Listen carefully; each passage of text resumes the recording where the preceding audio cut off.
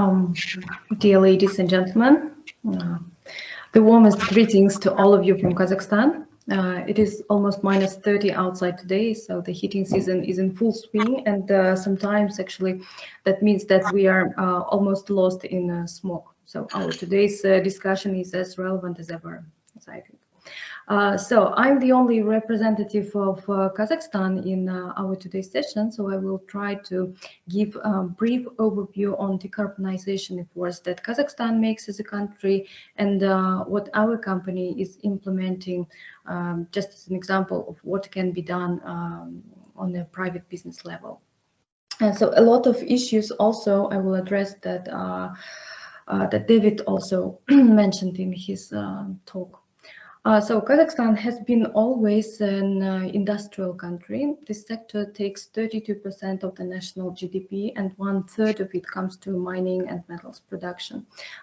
These proportions remained virtually unchanged, but due to the increasing rates of raw materials production that we see now, environmental safety becomes of more concern for the people of Kazakhstan.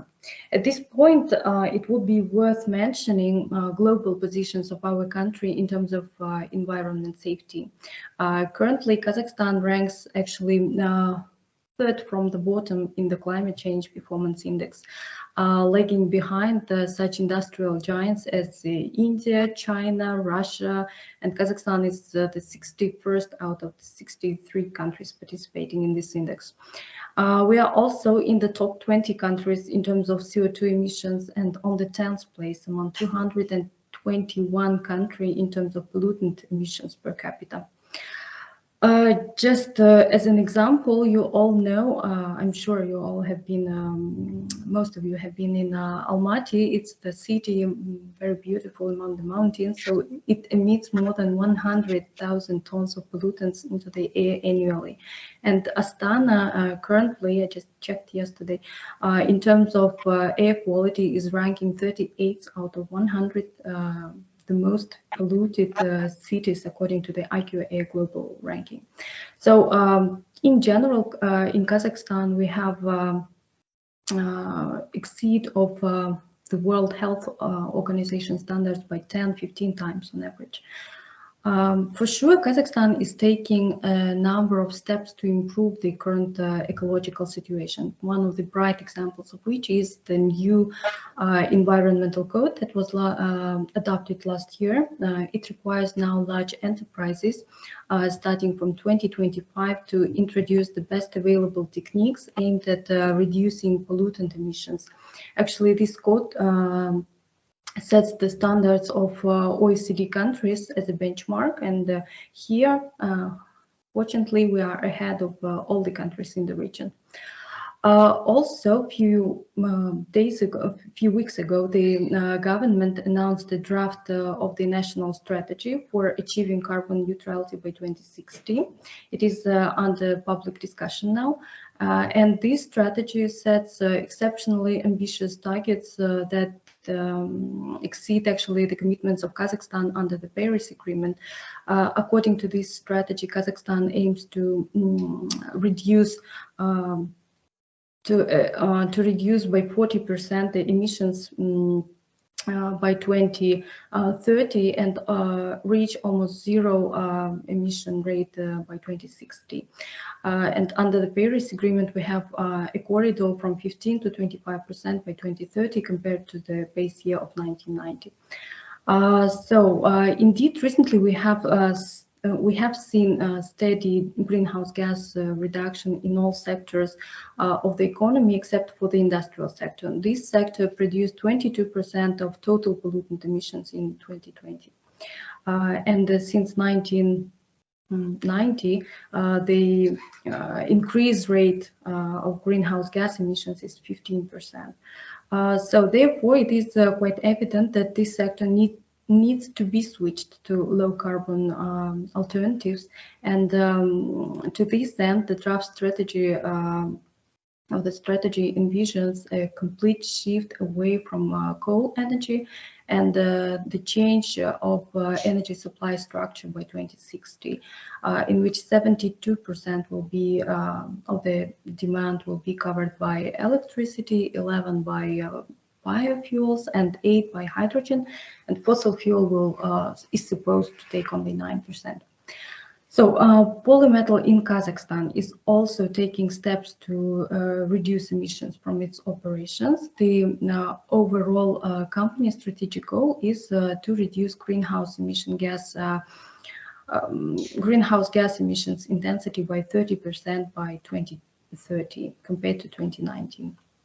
In order to achieve this, we have identified two main sources of emissions, direct and indirect.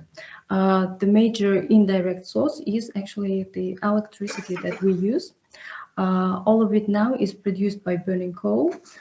This is a typical challenge for the overwhelming number of enterprises in Kazakhstan. And in order to reduce this carbon footprint, we decided to replace it with renewables, mainly solar energy. So at the moment, we are to start a project on building 22.6 megawatt solar power plant for our Varvara site. It is in the northwest of the country. And the next step will be the construction of the similar power plant with a capacity of 17 megawatt at the Kizil project that is in the east of the country. And these two solar energy based plants will enable us first to reduce indirect greenhouse emissions by and replace almost 40% of the currently consumed energy with green alternatives.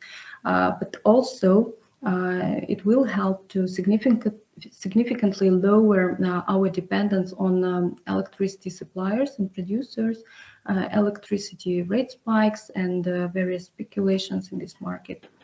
So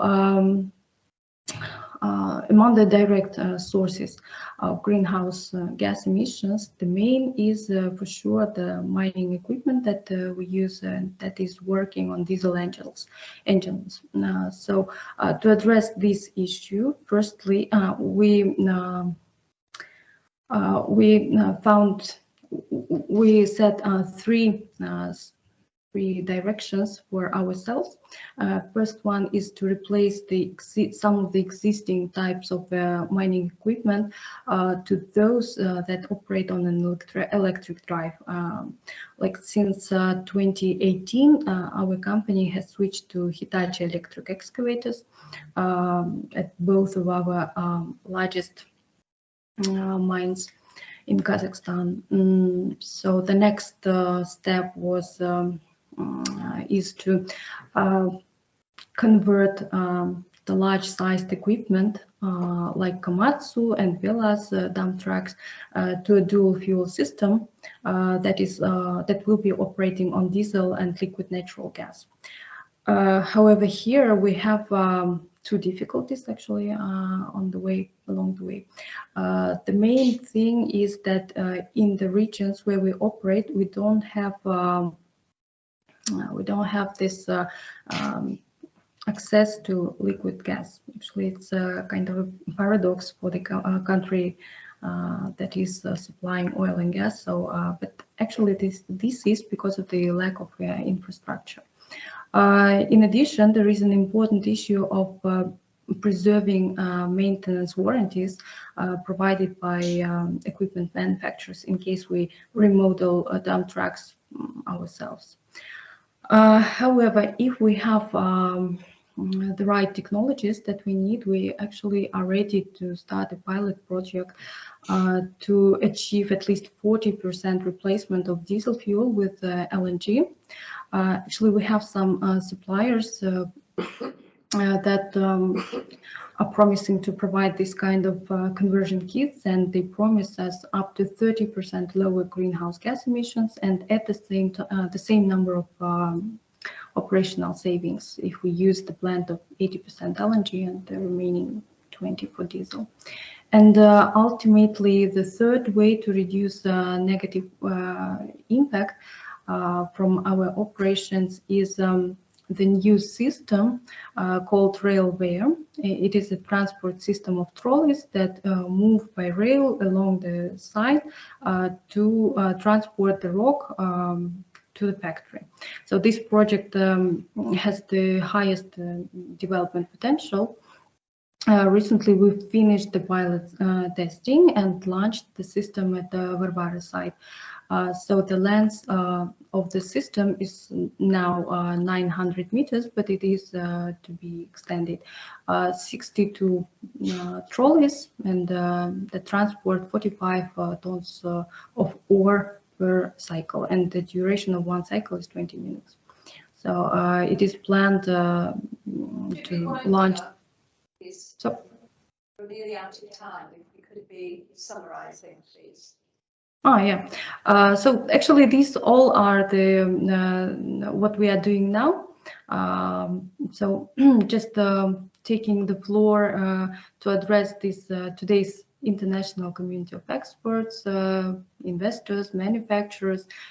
Just I would ask you to participate in implementing this zero carbon strategy in our country and to help the companies and to give them access to this variety of tools that you have to achieve these very good goals. So thank you.